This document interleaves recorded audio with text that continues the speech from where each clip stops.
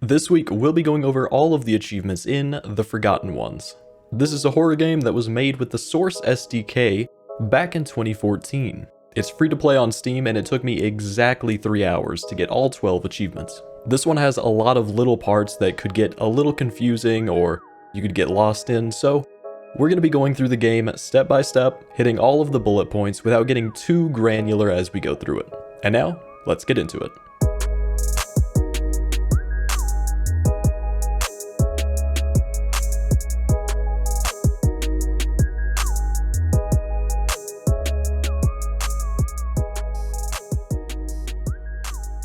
Starting out, you'll be in an apartment. Before you're able to leave, you'll need to grab your gun, keys, and use the journal to make a save. And then answer the phone. And just a quick reminder, you're gonna want to save every time you come by one of these journals throughout the game. Nothing is worse than playing through 20 or 30 minutes of a game and then dying without having a recent save. After heading out in the car, you'll come up to a roadblock where you'll need to take the road to the right. On your left, you'll see a small building which you'll need to stop by and grab the torch from outside. You can also go in the left door to go grab a rifle if you want, but you'll also have another opportunity to grab one before seeing your first enemy. Then heading further down the road, there will be a turn off to the right leading to another small building. You'll want to come down here to the small building, and on the right side of the building you can find a key and some ammo. Then on the left side of it, you can grab a medkit, and it's also where you can get the Slender achievement for finding Slenderman. You'll need to come up to this window and look through it to see Slenderman. I didn't see him out there, but I'm sure he is always watching. Then you can drive down to the last building and use the key you found in the previous one to unlock the front door. You'll meet a guy, he'll get taken, and he'll drop another gun. While exploring the first floor of the hotel, you can gather a lot of ammo and get some bolt cutters from the bathroom floor. Then moving up to the second floor, we'll start seeing our first enemies. This is also where you can get the Unstopable achievement for picking up the FG42, but you won't be able to pick this up on your first playthrough. So you'll need to finish the game and then start a new playthrough to go pick up this gun for the achievement. For Can You Smell That, you'll need to burn a monster with a torch. You can do this with one of these initial two-headed monsters pretty easily. Just swing your torch at one to catch it on fire. Another one you can get early on in this area is Smack It Away for punching an enemy away. The default key for this is E, and you can only do this punch while holding something other than the torch. I personally ended up doing it with the pistol in hand. While in this area with some of the easier enemies, you'll also want to get Immortal for using a health kit at low health. You'll want to get one of these enemies down to 1 hit from killing it and then allow it to get you down to 1 or 2 bars of health before using your health kit. Then once you head out back, you can go into the small shed to grab the lamp and head over to the basement doors. You'll need to use your bolt cutters here on the lock and then drop down into the tunnels. Down here you'll be able to gather 3 pieces of TNT throughout the tunnel and then come back to this door to blow it up. Inside, you'll be able to get the Sniper Maniac achievement for picking up the SVT-40. You'll also want to grab the sledgehammer from the end of the tunnels while you're down there. Then coming out of the tunnels, you'll be in a utility room with a valve on the shelf. Grab that and continue outside to the mansion. You'll need to go past the main door and over to the basement door to once again use your bolt cutters to get inside. Once inside the basement of the mansion, you'll go through the left door to the showers and grab a key. Then head back out and grab the other valve sitting next to the car. At this point, you can head up to the door to get inside the mansion and use your new key to unlock it and go further into the mansion. Once in the main room, you'll go all the way back to the left to briefly meet the final boss of the game. Continuing further through, you'll come to the kitchen. Now this is going to be our first boss fight of the game. You'll want to jump onto this shelf that fell over and shoot the body of the chef on the ground. While you're standing on the fallen shelf, it will be much harder for him to hit you, making this a pretty easy fight. Once that's over, you can continue further through the mansion. And then once you get to the staircase, you'll want to go up the stairs to the dining hall. Then up here, you have more to loot, including a chest that you'll need to use the sledgehammer on to open before going through the set of doors across from you. And let me know in the comments what you think about that sweet loot you get in there. At the point where there's a doorway to the right and one straight ahead, you'll want to go up to the one at the end of the hall. Edward is going to break through the door, and once he does, you'll want to turn around and run through the door next to you because you cannot kill him just yet. Then head back out to the dining hall and you'll go over to the doorway to the left, which will lead outside to the garden area. You'll need to go over to the doorway on the right where you'll be able to get the right wing key. You can then head back the way you came to the dining hall and then back to the right wing. Once in the right wing area, you'll want to go to the back left room using your new key to first go into the bathroom. In the back right corner of this room, you can grab the wrench and then head back out. You can then go into the next door over to also gather more ammo and an MP40 if you want, and then go down the hall across from the base of the stairs towards the library. In this hallway, you're going to need to interact with this painting on the wall in front of the bookshelf.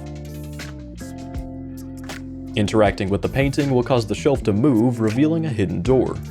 In order to trigger the game to allow you to do this, you're going to need to kill a few enemies that continuously spawn in this hallway. If you kill the enemies and it still won't allow you to interact with the painting, you're going to need to go back into one of the other rooms and then back out to the hallway to trigger that script to run again. In the library, you'll need to grab the small rusty lever from a crate behind a bookshelf on the first floor. Then head upstairs to get Necronomicon for finding the Book of Darkness. This is for picking up the large book on the table near some statues upstairs. You can then continue through the small door upstairs. When exiting the library, you'll want to be sure to go to the right over to Grabuskna's room. And don't worry about the left side as there's nothing useful there, only enemies. Once in here, you can go into the bathroom and grab the gramophone record off of the floor. We're done in here, so we can go back out and further to the left. Once you head downstairs, you can pick up the circular saw from on the middle of the floor and then use your bolt cutters to get through these double doors. You'll then continue through the dining hall and back out to the garden area. Go back into the door on the right side and down the spiral stairs. You'll then use the circular saw on the middle of the room by the valve and pick up the pipe that you cut out. With that, you can go back up to the garden area and go to the doors to your right. There'll be another boss up here that we'll need to summon through the power of music. You'll use your gramophone record on the gramophone and play the melody it's playing on the piano. You'll just need to hit the rightmost part of the keyboard, then the leftmost, then the middle left, and finally the middle right. That will activate the suit of armor as the next boss fight. Don't worry about actually shooting this boss, however, as you'll need to wait until it's standing directly underneath the chandelier. Once it's there, just shoot the chain holding it up and it will fall on top of it, defeating the boss. At this point, the chest in the back is going to open and you can grab the rusty key from inside of it and head back into the mansion. This time, you're going to be going all the way back to the basement area that we came in from originally. Then you'll head back into the shower room where we picked up a key earlier, and here you'll go into the drain in the middle of the shower room and use your circular saw to cut it open. But don't go down it just yet. You'll then need to go further back into the generator room and use a valve on the spot to the left of the generator. Then hit the button on the left side of the room and you can hit the button next to the right side of the generator and the room is going to shake. You can then turn the valve on the right side of the generator all the way. Once it has some water shooting out from underneath it, you can then turn the valve to the left of the generator until water starts shooting out beneath it, and you're good to go back up to the shower room. In here, you'll need to go over to the valve the closest to the exit and fix the pipe underneath it. You'll use the pipe from your inventory there and then use the wrench on the pipe you just placed. You can then turn that valve all the way. You'll also need to turn the other two valves in this room until they stop turning. This part can be a little bit finicky, but you'll want to try different combinations till you see a light coming from the hole in the middle of the room. If you don't have the light at first, just start trying different combinations, and eventually you'll get there. So once you have the light shining, you'll want to go back up and make a save, then come back down and jump into the hole. You'll use the rusted key on the first door, and then go through another one on your right to meet the tourists. You can then get Psychopath for killing the tourists. In order to fight them, you'll need to choose the bottom dialogue option and tell them to get away from you. Then quickly run over to the left of the bathroom to regain health and to avoid fighting both of them at the same time. Once you're fully healed in here, you can come back out and fight the first one alone. Just try to hit headshots and he'll go down pretty quickly. The achievement may pop up at this time, or you may have to head a bit further in and kill the other tourist as well, but once you get the achievement, load back your save. Now the second time, we'll do all of the same things up until the point when we meet the tourists, where we'll get the Making Friends achievement for sparing them. To do this, you'll just need to choose the first option, I'm Grobuskna, to make them your allies for the next few parts. Then we can get Keep Blasting for getting the Panzerfaust. You can find this in the cell directly to the right of the tourists. You'll just need to use the sledgehammer to break open the door and grab it. You can then go up further to the office to grab more loot, and use the rusty lever to get access to a grenade in a secret room. Here you can also save the game again. There is also an armory where you can get fully stocked up on weapons and ammo, which you will need for these next couple of fights. Before starting this next fight, you'll want to make note of the 5 valves in this area, as you'll have to quickly turn them on during the waves of enemies coming up. The first is by the door going to the office. The second is right outside the armory. The third is right before the tourist on the mounted machine gun. The fourth is on the right in front of that tourist. And the fifth is on the left side right by the fourth one. To start the waves of enemies, you're going to want to go all the way down and activate these doors. It'll trigger the trap and the enemies will begin running through. After the first wave, you'll want to quickly run back and start turning the valves in order. Now, if you go fast enough, you can have all of these turned and the lockdown lifted before the second wave even gets there. Now you can go through that trap door and start the boss fight.